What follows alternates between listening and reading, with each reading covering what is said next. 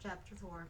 Frances paid little attention to Miss Hunter's fears. Hadn't there always been bullies and copper stealers on the streets near her home? Hadn't Mike Tara at an early age had to defend herself? She smiled as she left the society's offices, walking past tidy rows of narrow brownstone houses with steep front steps. Some of them were decorated with pots of red salvia and pink geraniums and blooms of summer. She passed dry goods stores with sold buttons and thread and bolts of cloth, and greengrocers with bins of shiny apples, hard green pears, and small cubby holes for dressmakers, confectioners, and barbers.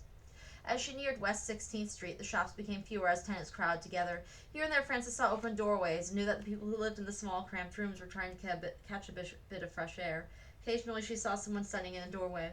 She smiled at an elderly man in a threadbare gray suit who chewed on an unlit pipe, and at a woman whose shawl had fallen back from her dark hair. The man nodded, but the woman threw Frances a look of dark suspicion. Frances was suddenly self-conscious about her own brown gabardine skirt, high-collared white cotton blouse, high-buttoned shoes, and dark straw hat. Once she was dressed, as the woman did, in homespun skirt and shawl, and unless the weather was cold, her feet had been bare. Memories of her childhood came back in a jarring jumble of sadness and joy. Frances took deep breaths and walked a little faster. As her steps led her down to West 16th Street toward 9th Avenue, Frances began to understand what Miss Hunter had been worried about. Small knots of children hung around doorsteps or jostled and pushed past one another.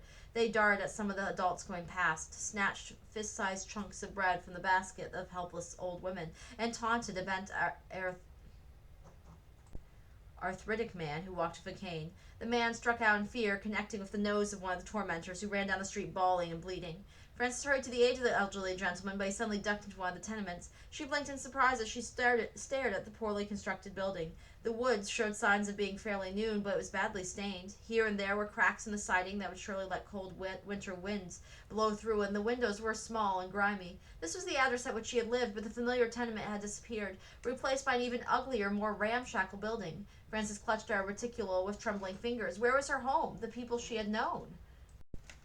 A woman stretched out a lower window and yelled at a group of children, "Go away! Get out here! Bad boys! Oh, a lot of you!" "Ma'am," Frances called to her, "pardon me, ma'am. Do you know what happened to the building that used to be here?" "Bad fire. Burned to the ground." The woman sneered, her words snapped with bitterness. "Didn't take the owner long to rebuild. Lost money, he did, but he built something else to cram people into." Frances felt tears burn her eyes. The building had been cramped, dirty, and unsafe, but the room in which the Kellys had lived was warm and loving part of her life. Now that room was gone. Her last tie to New York City was no longer here. Oh, Danny," she whispered, "how it hurt to lose you. How I miss you." Suddenly the woman in the window yelled loudly, "Johnny! Jimbo! Leave the lady alone. She'll be calling the police on you." Frances felt a tug on her arm. She whirled, swinging her reticule to one side, out of the grasp of a short, dark-haired boy. He fell against Frances, off balance, and she grabbed his wrist, holding it tightly. "Let me go, miss," he yelled. "I don't do nothing wrong. Just passing by." "What are you doing in our part of town anyway?" one of the boys demanded of Frances. "Let Tommy go." And Frances looked down at Tommy's dirt-smudged face. "Who's taking care of you, Tommy?" she asked. "No one. I take care of myself, I do," he answered. "You can get help," Frances said. As she struggled to escape, she held his arm and insisted, "Listen to me, Tommy. You don't have to live like this. The Children's Aid Society will send you west to a new home with foster parents who will care for you. You'll have good food and go to school and—" "Go to school?" Someone in the crowd laughed and shouted in obscenity. Frances looked around, startled, as the adults and children who had gathered. "You and your kind stay out of here," a man shouted. "Leave us alone," the woman yelled. "Think you're better than we are, do you? Come take our children away." Woman in the window leaned so far out she almost fell. "Mind your business, Sophie. I seen what happened. Tommy tried to snatch the lady's bag." "You begrudge the poor lad a few coins? Miss La-dee-dee-ah's got more money than where that came from," Sophie yelled back. "Poor lad, my eyes," someone said and laughed. "Best little thief, you mean. Mark my words, he'll be off to prison one of these days." Soon bystanders were shouting at Frances, at Tommy, and at each other. Suddenly a sharp shriek of police whistle split the air, and Tommy looked up at Frances, and as their eyes met, she loosened her hold on his wrist. He slipped from her grasp and disappeared into the crowd. The policeman elbowed his way through the crowd of people, many of whom took off in a hurry. He asked Frances, "Were you hurt, miss? Were you robbed?" "No, officer," Frances said. "Nothing happened to me. I'm all right." "No thanks to Tommy O'Hara," the woman in the window called. "He tried to snatch her bag." "He didn't succeed," Frances said. "I know the boy. You have witnesses. You can bring charges," the officer said. Frances thought of her brother Mike, who'd been tempted to become a copper stealer and been caught. Without the help of Reverend Brace, who had asked the judge to let her brother go west for a second chance, Mike could have been sentenced to time in a prison called the Tombs. If she'd brought charges against Tommy, most likely he'd be sent to Tombs. It was doubtful that anyone would come forward to give him another chance. "I have no intention of bringing charges against the boy," she said. The officer nodded and wrote something in his notebook. Then he raised his eyes to her. "Beg pardon, miss. You don't belong in this part of town. If you'll tell me where you're going, I'll see that you're there safely." "I'm staying at the Children's Aid Society in Ambley Street," Frances said. "I'll walk you there," the officer told her. Frances smiled at him. "Could you make it Fifth Avenue instead? There are some places on Fifth I want to see again." "Again?" "I once lived here," Frances said. For an instant he looked puzzled, then he returned her smile, apparently reassessing her mention of Fifth Avenue. "To Fifth Avenue it is. My pleasure," he said. Frances and the officer chatted amicably as they reached Fifth Avenue and 22nd Street. He said, "If you're going to be in New York a few days, maybe you'd like to attend the policeman's benefit picnic supper on Saturday. I'd like to escort you." Surprised and pleased, Frances smiled. "Thank you, but I must decline. I'll soon be going home to Kansas." "I almost said to Johnny," she said. A rush of loneliness washed over her. Frances parted with the officer. Just down the street near Madison, she looked up at the square gray stone building in which she and Ma used to scrub floors at night.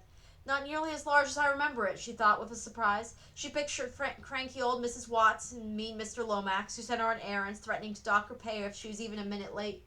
To her surprise, Mr. Lomax suddenly emerged from the building and strode toward her. Frances froze in place, momentarily terrified, just as she had been when she was a child. She'd received nothing but a thin, hawk-faced from this thin, hawk-faced man, but scoldings and recriminations. But as Mr. Lomax looked up and saw Frances watching him, he tipped his hat and smiled. "Good afternoon, Mr. Lomax," Frances said quietly. She relaxed, surprised that she no longer hated him. He was a pitiful thing, wrapped inside a shell of his own mean-spiritedness. He no longer had power over her. Good afternoon, ma'am," Mr. Lomax stammered. She could feel his puzzled gaze on her back after he had passed her, and she giggled to herself, knowing that he'd wonder all day who she was and how she happened to know his name. Frances walked down to Madison to 23rd Street, where the trees were thick and green and the summer flowers bloomed in well-cared-for beds. Little girls in high-buttoned boots and tucked cotton dresses walked with their mothers or nursemaids in the late afternoon sunlight, dodging the small boys in matching jackets and pants who darted and raced in games of chase and tag. Even though it was almost time to return to the Society's buildings, Frances strolled over to where Fifth Avenue crossed Broadway. It was still an exciting vista of well-dressed women who visited the many shops with their window displays of ribbons, laces, and bolts of material for dresses to be made by skilled dressmakers. Every bit as showy as the window displays were, a few wealthy women, wearing large plumed hats. They rode up and down the avenue in their gleaming open carriages. Frances remembered the beautiful doll she admired in the window of a nearby store. She crossed Fifth Avenue and stood before the shop's window once again. The doll was tucked in pleated pink, and the silk dress was not there, of course, but another doll, equally lovable, was propped in the same spot. It was a baby doll, with a tiny white bonnet and a lace-trimmed christening dress. Its arms were spread wide as though it begged to be picked up. "If only I had a little girl," Frances whispered as she clasped her hands together. "I would love to bring this doll. But I don't," she told herself crisply. Besides, the doll would surely cost a fortune. She tore herself away from the window and headed toward the church where her family had attended. It was cool and silent inside. The heavy stone walls shuttered out the noise from the street. The sunlight brightened the stained glass windows, casting splotches of melting rose and blue and gold on the pews and altars. Votive lights flickered near the tabernacle and the rows in front of the shrines on both sides. Frances genuflected, then slipped into a pew and knelt on the hard wood kneeler. How often when she was a child had she knelt with her family like this on special occasions when they were able to go to Mass? Just as when she was young, she found comfort in the silence and the beauty and love that seemed to swirl around her shoulders like a blanket. She prayed for her family and lit 2 votive candles. She said a special prayer for the dead, for Da and Danny. In her mind she could see their happy faces, their loving faces, which had been so much alike. "I miss you," she whispered. The lowering sun cast a final burst of color through the stained glass windows that dimmed, and Frances hurried to leave, knowing she must return to Amity Street and the Children's Aid Society before dark.